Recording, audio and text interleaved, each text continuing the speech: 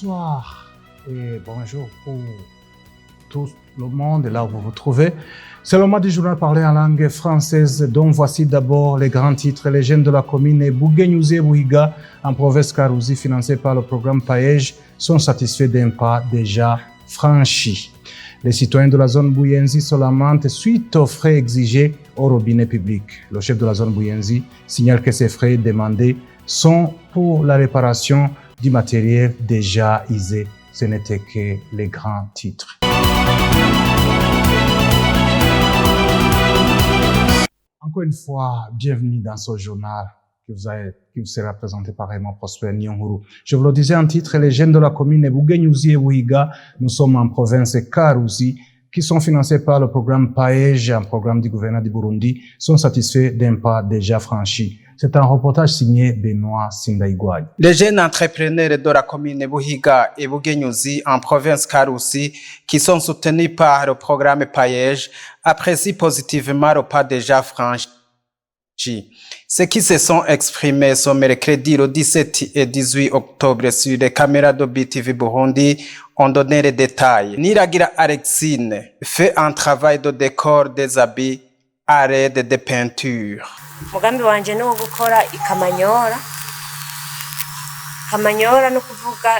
Mon projet est de décorer les habits à l'aide de peintures, d'y mettre des écritures ou des dessins des animaux. Dushaka turashirako canke tukandikako amazina. Bahaminya Kamwe Salvatore, il est boulanger et nous raconte comment il a prospéré. Muga Paej imaze kunshigikira naragize amahirwe. Après avoir été financé par le Paej, j'ai acheté des outils modernes pour la fabrication d'épées. Chumba ndaronka n'utundi tuma twokotsa imikati tugezweho. Mzee Rachid, il est menuisier, son atelier évolue en date aussi. Intambwe tugezeko irashimishije kuko Pas déjà franchi et satisfaisant. Au début, nous avons eu des difficultés. Aujourd'hui, nous voyons une évolution grâce au programme Paej. turateye imbere kubw'umugambi wa Paej. Nzeyimana Dieudonné, il a initié un salon de beauté pour les femmes. Les jeunes devraient apprendre des métiers et demander l'appui au programme Paej car personne n'est exclu. Kuko nta na bamwe bimira. Bigirimana Désiré, qui fait un métier de soudure, témoigne la plus-value de son métier. Nous sommes satisfaits du moyen financier que nous procure notre métier. Nous sommes sollicités de toutes parts.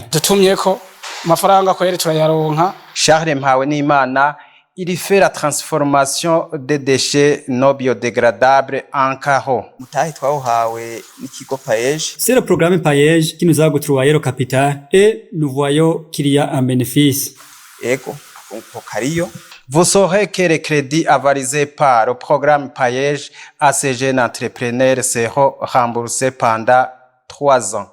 Je vous le disais, les citoyens de la zone Buyenzi se lamentent suite aux frais exigés au robinet public.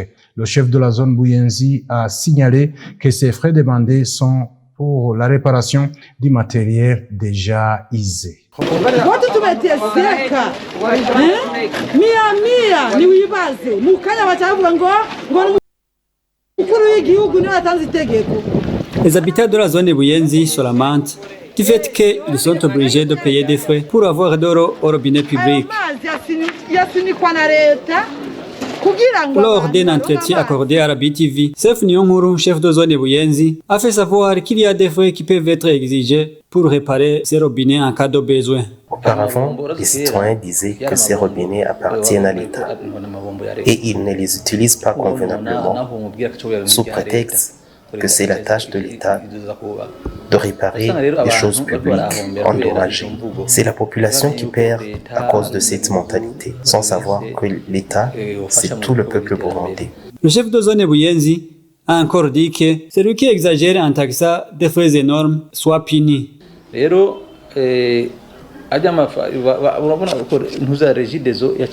régie des eaux a mis un responsable sur chaque robinet public. Il y a un tarif qui est fixé par la régie des eaux. Ce qui est interdit, c'est de faire payer les frais supplémentaires.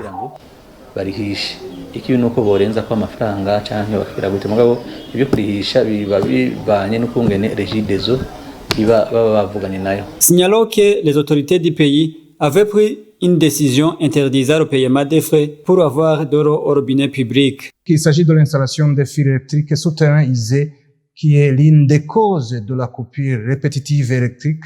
À propos de cette coupure répétitive d'électricité qui s'observe actuellement, le ministre en charge de l'énergie et mines, ingénieur Ouizeye Ibrahim, a donné des éclaircissements qui sont dus à cette coupure. C'était lors de l'émission publique avec les journalistes et la population à Gitega le 6 octobre de cette année. Icikagurika ry'umuyagankuba riri ku mice novuga nk'ibiri mikuru. Ubwa mbere hariho gusaza kw'imihora imwe ica munsi n'indi mihora novuga yaduha umuriro ku rugero rwa kilovolte 30.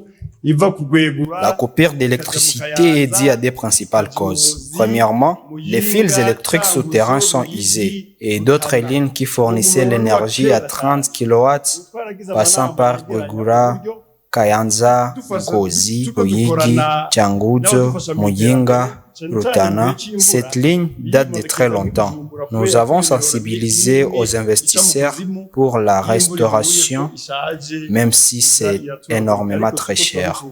Pendant la période pluviale, ces fils électriques souterrains deviennent de plus en plus défectueux. En plus, ces derniers temps, on testé la ligne Rusumo, fil qui vient de la Tanzanie. Les travaux sont au stade de finissage à 99,9%. Lorsqu'on teste une ligne quelconque, on est obligé de couper une autre ligne pour limiter les dégâts. Je vous tiens au courant qu'au cours de ces mois d'octobre et début du mois de novembre, nous aurons déjà l'électricité en provenance de Rusumo. Au mois de décembre, cette coupure ne se répétera plus.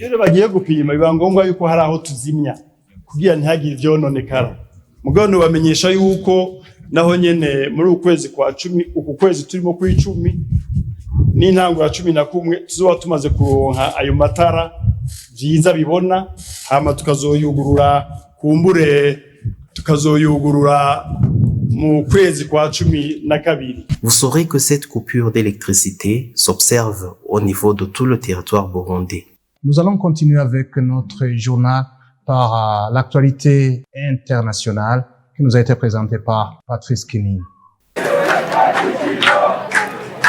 La rue arabe en colère. Des millions de personnes ont manifesté mercredi 18 octobre à travers le monde arabe, exprimant leur indignation face à la mort de plusieurs centaines de personnes lors d'une frappe contre un hôpital de Gaza, amputé à Israël par les autorités du territoire palestinien. D'importants rassemblements ont eu lieu à Amman, Tunis, Beyrouth, Damas et d'autres capitales au lendemain du drame qui a fait au moins 471 morts, selon le ministère de la Santé de la bande de Gaza, assiégée, et suscité des appels à une journée de colère dans le monde arabe.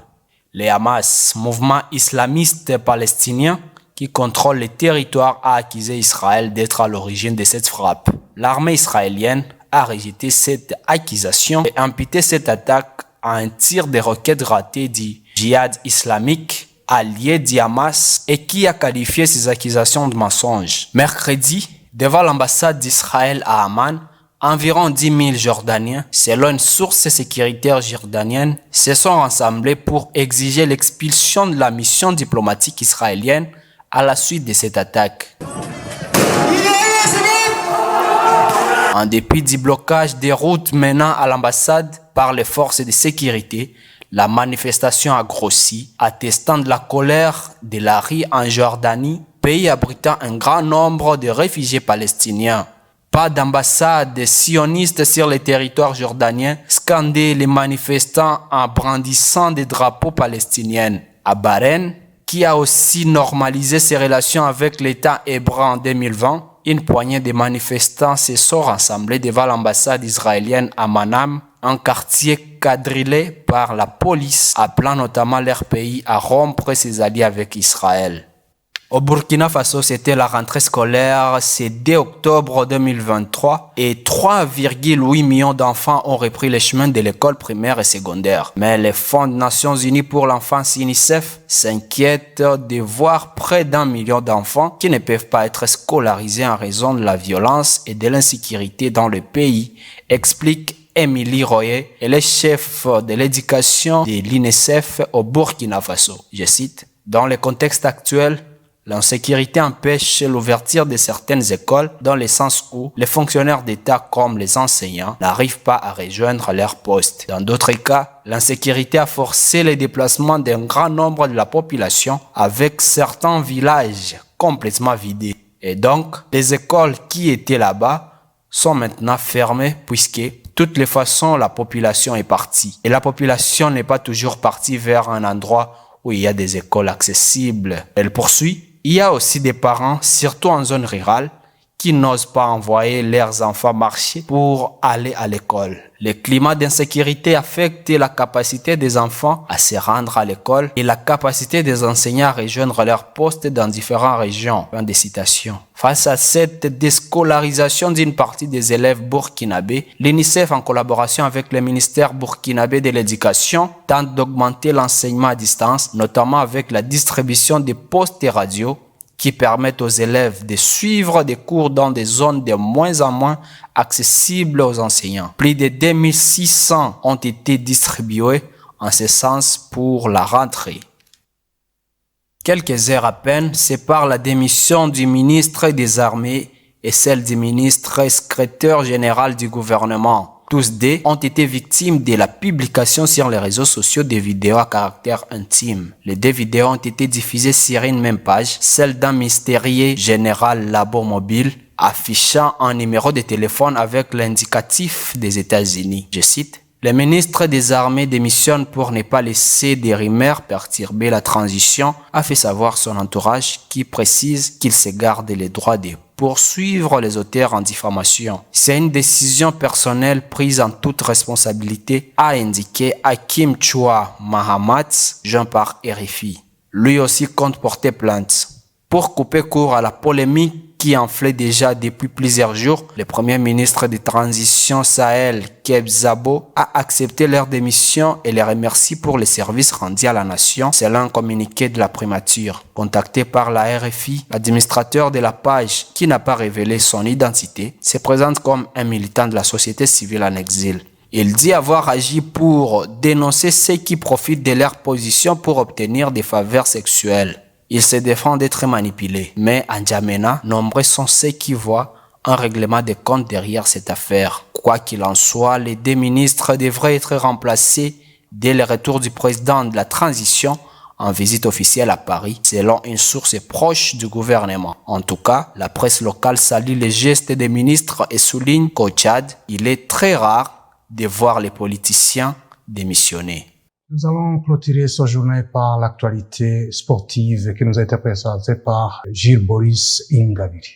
Dynamo Basketball Club vient de remporter la victoire contre Kenya Port Authority, l'équipe de Dynamo qui a représenté le Burundi dans les matchs de Road to Bar qui se déroulent en Tanzanie depuis aujourd'hui jusqu'au 21 octobre 2023, remporte sa première rencontre face au KPA de Kenya sur un score de 75 à 63 à Dar es Salaam en Tanzanie. Au Togo Oyoro, Israël, lui dira ses premiers pas à Road to Bar. Il dira son entrée dans les éliminatoires de grande ligue de basketball d'Afrique. Le pivot nigérien de 19 ans a fait trembler tout le terrain dans ce qui constituait son premier match en carré de l'Otubar. Octobre a grandement participé dans la victoire de Dynamo en compilant 18 points, 18 rebonds, des passes décisives et des interceptions face au KPA. Les autres meilleures performances de la rencontre du côté de Dynamo, King Revolution 18 points, The Krog Deng 15 points, Nijumbe Gibe 11 points.